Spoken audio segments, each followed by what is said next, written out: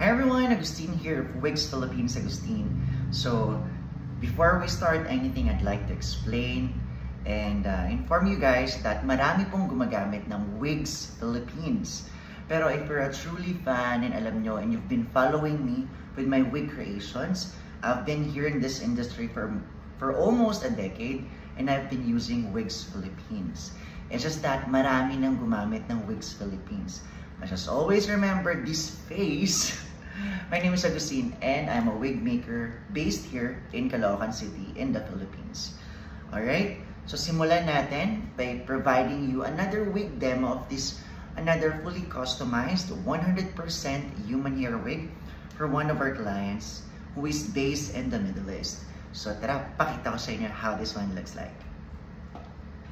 So this one has been created for about 3 weeks.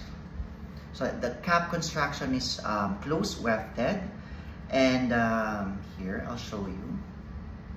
It's close wefted, and then a 5x5 lace on top. Bakit ito yung common na ginagamit ko ngayon sa cap? Because before, meron tayong full lace, lace front, 360. Also, iba naman, fixed middle parting or fixed right or left parting.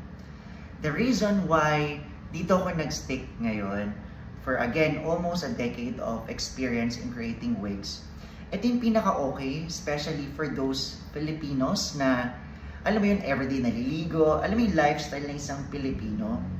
And, masukat siya eh. And alam mo ano pang maganda sa cap na to? I can personally fix it in case masira siya. Kasi hindi may iwasan, for example, mabunutan ng hair, or mawala ng hair dito, or makat or whatever. Mas madali siyang ma-manage, mas madali siyang ma-repair. And of course, here with Wigs Philippines, Agustin, once you purchase a wig from us, it's the start of our relationship. Basically, ako yung karamay ninyo to whatever will happen sa inyong hair, from treatments to repairs and all the other things. Alright, so try natin yung wig just for you to appreciate this more. Okay, so again, tinatry ko yung wig, hindi ko pa kayang lumabas ng ganito because it's too much for me, pero I really like the way it looks. Ang pinipeg natin dyan si Benson Boone. But if you're interested, ano yung itsura ng current hair ko? This is my current hair. I've been struggling some mental issues for the past months and kumapal, and I'm here trying to heal. I know some of you may mga pinagdadaanan din. But just a reminder, there's always a hope. Diba? So medyo kumapal yung buhok ko because I'm prioritizing myself. So kung ano man yung pinagdadaanan mo ngayon, you always have to prioritize yourself. Lagi lang positive, positive, positive. Kumapal yung hair ko. So hindi lang kayo naka-experience ng hair loss, ako din. And I know how it feels. Kaya nga ako nandito sa field na to. Again, for almost a decade doing this kind of business. Pero I've been into wigs na talaga, even before pa. So, try natin siya. By the way, this excess lace is just a proof na bago yung wig natin. So, kinakat lang yan. Alright.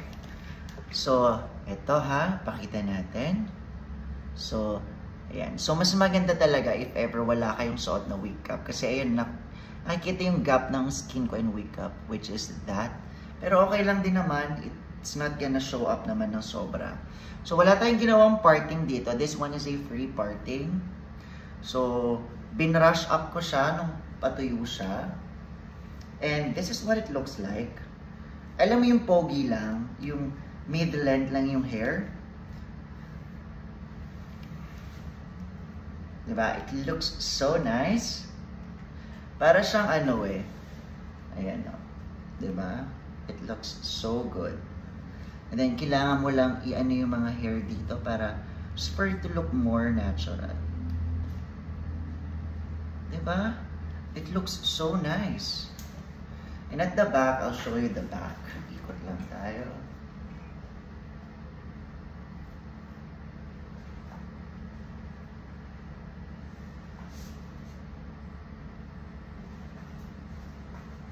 So I've created this wig for about 3 weeks and it looks so good. Usually for this type of hair, ang mga gumagamit is the toupee. And I don't think I have a toupee here with me. Right now, nakatago yun. Pero I don't really like toupee. Bakit? Simply because kailangan mo siyang i-glue eh. And there's a lot of maintenance to it. I've used it personally ako mismo kasi nga, I also experience hair loss. But for this type of wig, as long as sukat na sukat siya sa ulo ninyo, again, it's fully customized. So no matter what you do, hindi siya basta-basta matatanggal unless hilahin ninyo.